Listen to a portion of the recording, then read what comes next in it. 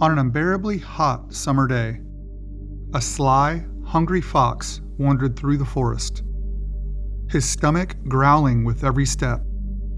The sun beat down relentlessly as he trotted along a dusty, unshaded path.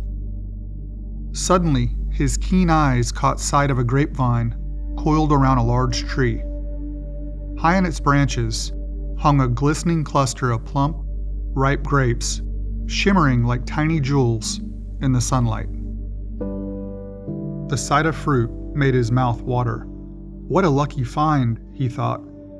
These grapes will surely quench my thirst and my hunger. With eager determination, the fox leaped toward the grapes, snapping his jaws in midair, but they dangled just out of reach. Undeterred, he stepped back and made a running jump, stretching his body to its limits, only to fall short again. Over and over he tried, each attempt leaving him more exhausted and frustrated. Panting and worn out, he paused to catch his breath. Glaring at the unreachable fruit, he muttered, "What am I doing? Those grapes are probably sour and unripe anyway. Who would want such miserable fruit? I'm better off without them." With his stomach still growling, the fox turned away, holding his head high to mask his disappointment, and trotted back into the forest. This story highlights the subtle yet powerful tricks our minds can play on us. A vivid example of cognitive distortion. When the fox failed to reach the grapes, despite repeated attempts, he didn't shift his perspective toward finding a solution, but instead sought relief. To soothe his wounded pride, he justified his failure by convincing himself the grapes weren't worth having, blinding himself to the truth. How often do we catch ourselves doing the same?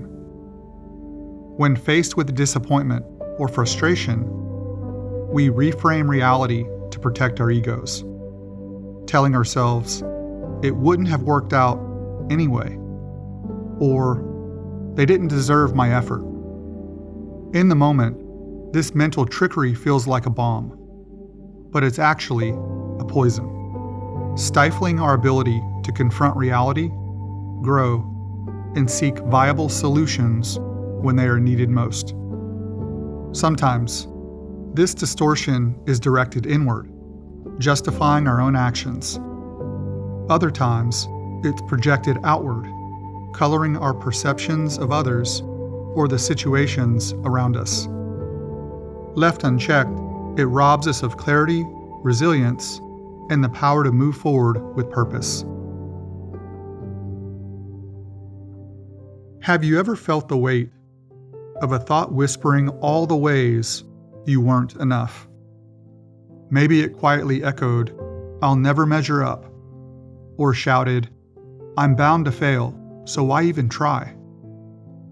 These moments can feel like standing in your own shadow, unable to see the light of your potential. But here's the truth. These thoughts are mere manifestations, fleeting, unwelcome visitors in the vast landscape of your mind. Unhelpful, and often disguised as the truth, creeping in during moments of vulnerability and weaving fears into what feel like undeniable facts. But what if, instead of accepting them as reality, we came back with curiosity rather than judgment? What if we saw them not as verdicts on our worth, but as invitations for deeper inspection? The first step to challenging these negative obstructs is simple yet profound. It is to recognize them. When a thought like, "I'm not good enough," arises, pause, breathe, identify and label it. Writing it down can bring real clarity, as if by capturing it on paper, you are beginning to unravel its grip on you. This awareness is the foundation for change. Recognizing an unhelpful initial view isn't a sign of weakness. It's a powerful step toward strength. Once you've identified and labeled it, the next step is to evaluate its validity. Think of this as shining a light into a shadowy corner of your mind. Ask yourself, is this notion rooted in fact, or is it simply a story I've told myself? Imagine a friend sharing the same thought with you. How would you respond? Would you agree? Or would you remind them of their strengths and gifts? Often, the truth isn't in the initial judgment itself, but in the spaces it seeks to obscure. When we step outside our own narratives, we often discover that our harshest critic is ourselves. Cognitive distortions, those sneaky patterns that twist our perceptions of reality. Thoughts like, I'll fail at this no matter how hard I try, or they didn't answer my call, so they must be avoiding me, are rarely true, but can feel overwhelmingly convincing. Perhaps you've caught yourself catastrophizing, imagining the worst-case scenario, or engaging in black and white thinking that leaves no room for nuance. Recognizing these patterns is like adjusting the lens, bringing blurry parts of reality into sharper focus. Cognitive dissonance is a concept that, like distortion, deepens our self-awareness when acknowledged. It occurs when our beliefs and actions clash, creating discomfort that can nudge us toward change. For example, you might believe living a healthy lifestyle is important, but at the same time think, I'm too busy to cook, so fast food is fine today. The dissonance lies in holding these conflicting views, knowing junk food contradicts your health goals, yet still consuming it because of perceived time constraints. This tension can feel unsettling, but it's also an opportunity for growth if we understand it and take corrective actions. To resolve this dissonance, challenge the unhelpful way of thinking by seeking evidence that aligns with the belief you want to nurture. To do this, you might ask yourself, is living a healthy lifestyle that promotes my well-being and longevity truly important to me? Or am I just saying it is? Most of the time, our initial positive beliefs reflect something deeply important to us. We just fail to take enough actionable steps in the right direction. If living healthy matters, what can I do right now to stay on this path? In this situation, if time is limited, perhaps the answer is to visit a grocery store and choose prepackaged, healthier meal options that save time while avoiding fast food or junk food alternatives. Remember, each small step becomes a quiet rebellion against the conflicted thought that tried to hold you back. While reframing reality is what got us in a negative loop in the first place, continuous reframing is a powerful tool for transforming the negative view. Like rewriting the story you've been telling yourself. If the impression is, I always mess things up, try saying instead, I made a mistake. And mistakes are a vital part of learning.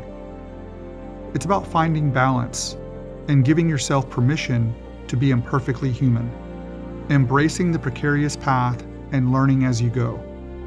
Progress isn't always linear, but each step forward, no matter how small, is a testament to your resilience. Through all of this introspection, self-compassion is essential.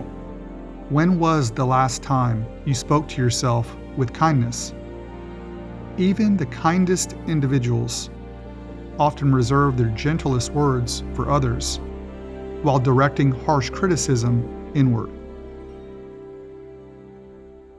But what if instead you said, it's okay to feel this way, as long as I see it and try to learn from it. Self-compassion isn't about excusing mistakes. It's about creating the safety and support you need to grow from them. It is also vital to reflect on the cost of holding on to unhelpful thoughts. Ask yourself, how does this serve me? What would change if I let it go? All too common, we cling to these notions because they feel familiar. Even when they are painful, replaying them in an endless loop. Letting go can feel like stepping into a scary unknown, but it also opens the door to possibility. By releasing what no longer serves you, you create space for a new perspective that will inspire and uplift. Finally, I invite you to practice mindfulness. This means bringing the mind's darkest opinions to the forefront and observing with curiosity rather than judgment. Picture your thoughts as leaves floating down a stream. Some linger, others pass quickly, but none have the power to define you unless you choose to hold onto them. In this space of mindfulness, you can remind yourself of an essential truth. You are not defined by the thoughts that no longer serve you. You are observing them. Let me leave you with this reflection. Imagine you've made a mistake at work, and the notion arises, I'm terrible at my job. Pause. Take a deep breath. Identify and label the impression and ask yourself, is this actually true? Reflect on the times you've succeeded, the challenges you've overcome, and the skills you've developed. Consider what a trusted friend or mentor would say about you. Then reframe the thought. I'm learning, and one mistake doesn't define me. What small step can I take to improve? Perhaps it's seeking feedback, preparing differently, or giving yourself permission to grow from this moment. With self-compassion and mindful action, this moment of doubt can become a stepping stone toward your potential. The next time a distorted belief whispers in your ear, remember, you have the power to challenge it, not with force, but with reflection, kindness, and a willingness to see yourself in a new light. You are not your doubts. You are the limitless, beautiful possibility that lies beyond them. Trust in your ability to evolve, and take that first step toward reclaiming the narrative of your life.